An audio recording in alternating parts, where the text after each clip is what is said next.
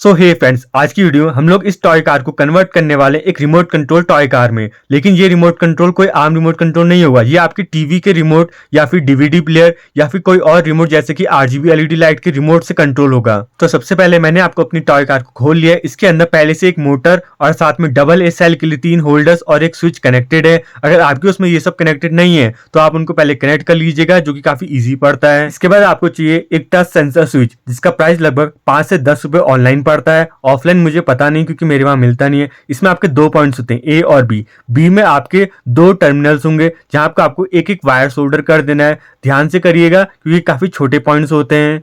पतला वायर लीजिएगा ताकि ये आपस में सोल्डर ना हो। इन 2 वायर्स को आगे वीडियो में हम लोग उस वाले स्विच के साथ सोल्डर कर देंगे, जो कि हमने अपनी टॉय कार में कनेक्ट करा था, जिससे कि ये 2 मोड में रन कर सकता है। एक, जब हम रिमोट का बटन दबाएंगे तो ये ऑन ही रहेगा और जैसे ही छोड़ेंगे ऑफ हो जाएगा, और दूसरा मोड रिमोट का बटन दबाते ही ऑन हो जाएगा और दोबारा रिमोट का बटन दबाते ही ऑफ हो जाएगा। इसके बाद आपको चाहिए एक 3 पिन का आईआर रिसीवर। इसका प्राइस लगभग 5 रुपए ऑनलाइन पड़ता है। इसकी ग्राउंड वाली पिन को टच सेंसर स्विच की ग्राउंड वाली पिन के साथ सोल्डर करना है, और वीसीसी वाली पिन को टच सेंसर स्विच की वीसीसी वाली पिन के साथ सोल्डर करना है, जैसे कि मैं कर रहा हूँ। और जो इसकी आउट वाली पिन होगी उसको आपको अभी एक रेजिस्टेंस के साथ सोल्डर करना है, जिसकी वैल्यू 1 एम है। आप स्क्रीन में देख ही सकते हो। आपको एक ही रेजिस्टेंस चाहिए, ये पैक ऑफ 20 है। इसका कलर कोड आप देख सकते हो। इसके एक टर्मिनल को तो हम लोग आईआर रिसीवर के आउट वाली पिन के साथ सोल्डर करेंगे, और जो उसका सेकंड टर्मिनल है उसको हम लोग टच सेंसर स्विच के टच वाले पॉइंट में कनेक्ट करेंगे। यानी कि जो आपका फ्रंट में टच होता है उसके साथ सोल्डर करना है, लेकिन वहां पे तो कोई पॉइंट होता नहीं है। तो बैक साइड में टॉप में एक इस टाइप का एक छोटा सा पॉइंट होगा, ये वाला। इसमें आपको सोल्डर कर देना है उसके सेकंड टर्मिनल को। इसके बाद आपका मेन सर्किट रेडी हो चुका है। अब हमें इसको बैटरी से कनेक्ट करना है, तो उसके लिए ग्राउंड में हम लोग एक येलो वायर को सोल्डर कर रहे हैं, जो कि आपका नेगेटिव होगा। इसके बाद हम लोग टच सेंसर स्विच के आउट वाले पॉइंट में एक ग्रीन वायर को सोल्डर कर रहे हैं, जो कि आपका बाद में रिले में कनेक्ट होगा। उसके बाद हम लोग वीसीसी में एक रेड वायर सोल्डर कर रहे हैं, जो कि आपका पॉजिटिव वायर है। बैटरी की जो वोल्टेज होगी वो आपकी 3.7 वोल्ट से लेकर 5 वोल्ट तक ही होनी चाहिए। इसी के साथ टच सेंसर स्विच में हमने जितने भी वायर सोल्डर करने थे वो हमने कर लिए। इसको अब अलग से रख लेते हैं अभी वीडियो में, लेकिन बने रहिएगा क्योंकि वीडियो अभी काफी इंटरेस्टिंग होने वाली है। फ्रेंड्स, इसके बाद आपको चाहिए एक 5 वोल्ट का रिले मॉड्यूल। आप देख सकते हैं कि मैं किस टाइप का एक रिले मॉड्यूल इस्तेमाल कर रहा हूँ। इसमें एक रेड कलर की एलईडी होती है और 3 इनपुट के लिए पिन होते हैं, जिसमें कि 2 बैटरी के लिए होते हैं, पॉजिटिव नेगेटिव, और एक इनपुट सिग्नल के लिए होता है। तो हम लोग इसमें जल्दी से बैटरी के लिए 2 वायर्स को सोल्डर कर देते हैं। नेगेटिव के लिए मैं फिर से येलो वायर ले रहा हूं,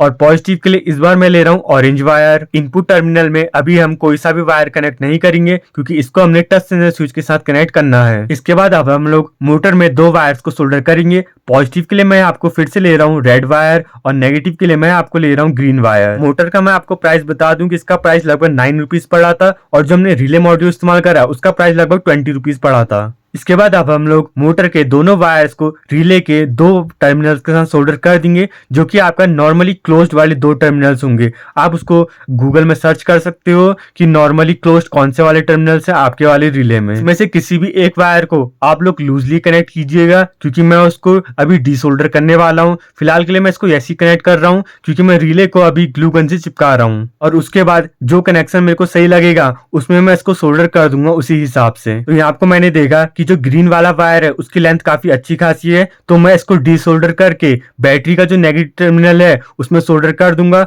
और जिस पॉइंट में मैंने इसको डीसोल्डर करा था उस पॉइंट को मैं बैटरी के पॉजिटिव वाले टर्मिनल के साथ सोल्डर कर दूंगा। आप देख सकते हैं ये है पॉजिटिव वाला टर्मिनल। इसको अब मैं रिले के मिडिल वाले पॉइंट, जहां से मैंने ग्रीन वाले वायर को डीसोल्डर किया था, वहां आपको सोल्डर कर रहा हूं। अब हम लोग रिले के पॉजिटिव और नेगेटिव वायर्स को बैटरी के पॉजिटिव और नेगेटिव टर्मिनल के साथ सोल्डर कर देंगे। तो येलो वायर हम लोग नेगेटिव में सोल्डर कर रहे हैं, और जो ऑरेंज वायर है उसको हम लोग पॉजिटिव में, जैसे कि हमने पहले सोल्डर कर रखा था। इसके बाद बारी आती है टच सेंसर स्विच के वायर्स को सोल्डर करने की। तो सबसे पहले हम लोग टच सेंसर स्विच के आउटपुट वायर, यानी कि जो ग्रीन कलर का वायर है, उसको रिले मॉड्यूल के इनपुट वायर, यानी कि जो मिडिल वाला वायर है, उसमें सोल्डर कर देंगे। इसके बाद टच सेंसर स्विच के पॉजिटिव वायर, यानी कि जो आपका वीसीसी वाला कनेक्शन है, उसको बैटरी के पॉजिटिव वाले वायर के साथ सोल्डर करेंगे, और जो नेगेटिव है, यानी कि जो ग्राउंड वाला वायर है, उसको बैटरी के नेगेटिव वायर वाले टर्मिनल के साथ सोल्डर कर देंगे। अब हमने जो शुरुआत में टच सेंसर स्विच के बी वाले पॉइंट में 2 वायर को सोल्डर करा था, उसको हम लोग स्विच के 2 टर्मिनल के साथ सोल्डर कर देंगे।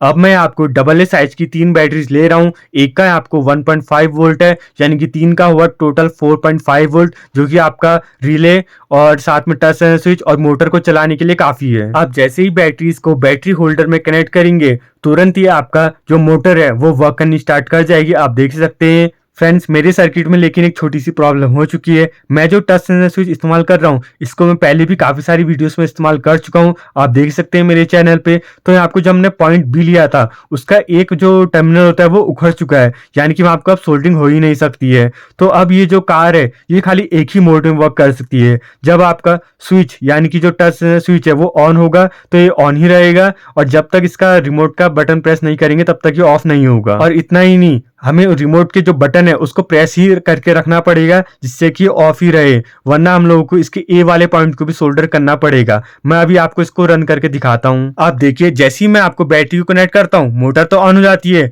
लेकिन फिर मैं जैसे ही टच स्विच में टच करता हूँ तो ही ये ऑफ रहता है, और जैसे ही मैं अपनी फिंगर दोबारा हटाऊंगा तो ये दोबारा ऑन हो जाएगा। इसी कारण से हम लोग बी वाले पॉइंट को सोल्डर करते हैं, जिससे कि एक नॉर्मल स्विच की तरह वर्क करे, लेकिन अब ये एक पुश स्विच की तरह वर्क कर रहा है। अगर हमारा बी वाला पॉइंट खराब ना हुआ होता तो इस ऑन ऑफ वाली स्विच की मदद से हम लोग इसके मोड्स को भी स्विच कर पाते हैं। अब मैं इसको आपको एक बार रिमोट की मदद से भी दिखा देता हूँ कि किस टाइप से वर्क कर रहा है। तो जैसे हम लोग रिमोट के किसी भी एक बटन को दबाए रखेंगे तब तक ही ये खाली ऑफ रहेगा, और जैसे ही वो हल्का सा भी हटेगा तो ये दोबारा से ऑन हो जाएगी। कि मैं आपको दिखाता हूँ, जैसे मैंने रिमोट के ऑफ वाले बटन को दबाया वैसे ही हमारा जो मोटर है वो ऑफ रही, लेकिन ये तब तक ही ऑफ रहेगी जब तक अपना ऑफ वाला जो बटन है वो आपका प्रेस रहेगा। जैसे हम उसको हटाएंगे वैसे ही आपकी मोटर दोबारा से ऑन हो जाएगी। अगर हमारा हमको बी वाला पॉइंट सोल्डर हुआ होता तो ये कुछ इस टाइप से वर्क नहीं कर पाती। अगर आप चाहते हैं कि मैं इस टॉय कार को दोबारा से रेडी करूं एक नए टच स्विच के साथ, तो आप कमेंट कर दीजिएगा। बाकी अगर आपको वीडियो पसंद आई हो